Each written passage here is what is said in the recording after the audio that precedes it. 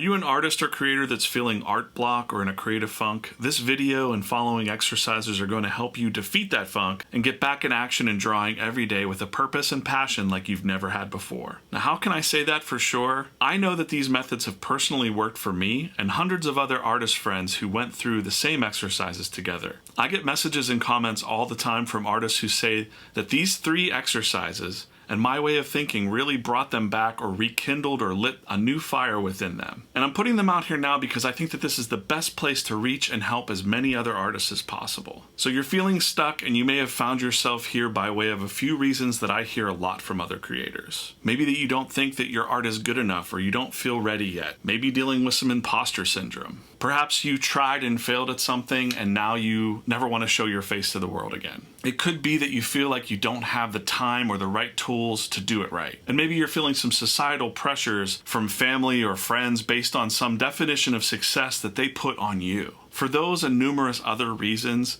the act of drawing and creating suddenly doesn't bring that spark of joy anymore to you. But the good news is you're here now because you want to find a way to cut through all that BS and defeat the funk. So let's do that right now. First, it helps to know that you're not alone. Even the most successful creators and master painters in history dealt with these feelings and self-doubts. And my personal story here, and I'm just going to keep this brief, but when I was a kid, all I wanted to do was grow up and make comics for a living. And I was fortunate enough to have done that for 13 years full time. I guess you could say that I achieved my dream pretty early on in my 20s, but I also got to see behind the scenes of this comic industry that really didn't take care of creators. The majority were underpaid, if paid at all. To say that this was disillusioning to me is an understatement. And I was also raising a family at the time, married with 3 boys, and that's expensive. For over a decade while, quote, living the dream, I constantly dealt with negativity from my in-laws and even my close friends. And even though on the outside I was cool and collected, inside I had a constant worry and feeling of guilt hanging over me. And at some point, I finally just kind of gave up and gave in and took jobs outside of comics. And little by little, I lost the joy I once had for creating comics and just drawing at all. That was no good.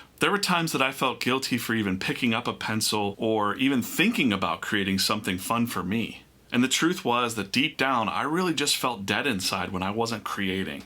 And I found myself in some form of creative depression. And I hated that feeling, and I made a pact with myself to never feel that way again. I'm happy to say that years later, and I'm about 10 years into a solid day job right now, but I also draw my comics and projects on the side. I used to feel like that would be considered a failure if it wasn't what I was doing full time. And now, for a lot of reasons, I actually think that it's the smarter way. For me, the happiness and mental well-being part of creating art is the real success now. You know, money comes and goes, but that feeling of happiness and joy with your art, or when you get into that zone, it's really priceless, and I need that in my life. And maybe you do too.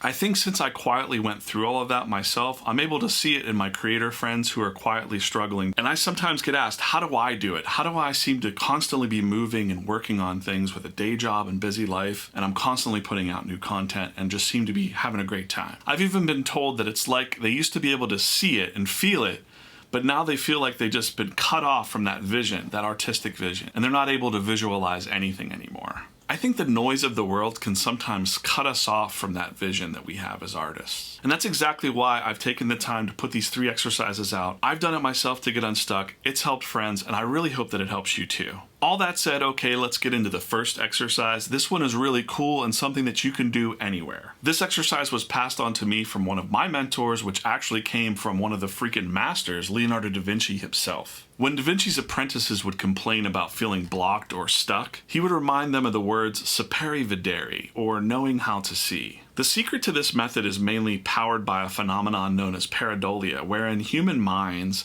tend to see shapes in clouds and textures in nature. Old masters like Da Vinci would train his apprentices to observe this phenomenon and to pull out what they see. One of the oldest origins of the word draw is literally to pull something out of nothing, to draw it out. Now, when you do this when you're looking at the clouds, oftentimes you're just pulling out random fun things like animals in clouds or faces in burnt toast. But when you do this purposefully, with emotion behind it, you may be surprised what comes to the surface, especially when you do this every day. Ready to try it? Let me show you how I do it. You know, any scrap of paper will do, a post-it note, a back of an envelope, and just a simple pencil. Now, sometimes I'll just close my eyes and think about the feeling and sit with the feeling of feeling stuck. I I just try to acknowledge it instead of ignoring it. I even pretend that I can see that feeling as kind of like a little ball of scribbly energy. Now, with my eyes still closed, I like to envision that feeling, that ball of energy kind of going down my arm into the pencil and right out onto the page. I just loosely scribble. And step 2 here is pareidolia. I open my eyes and I look at the random scribble in front of me, and what do I initially see? It's okay if you don't see something right away. It can take as long as you need. Most people tend to see something almost right away. And now I'm going to draw that out. And as I'm sketching it out, I'm going to think about the feeling from the first step. Now here's what I came up with. And listen, it doesn't have to be anything meaningful or deep here. The idea here is to strengthen this skill and to get your hand and eye drawing again. This is a very simple exercise that can be done within minutes every day, no matter where you are. If you feel yourself having some downtime or falling backwards again into the land of stuck, just do this method first. Nobody is keeping score here, but bonus points to you if you post a link to what you drew in the comments. Also, drop a comment and let other artists know how you feel about doing this. I know it might seem a little silly, but when they see other artists doing it, they're going to try it too, and they're going to feel better.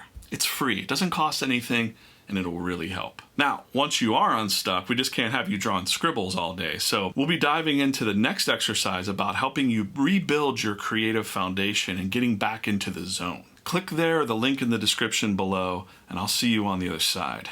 Stay encouraged.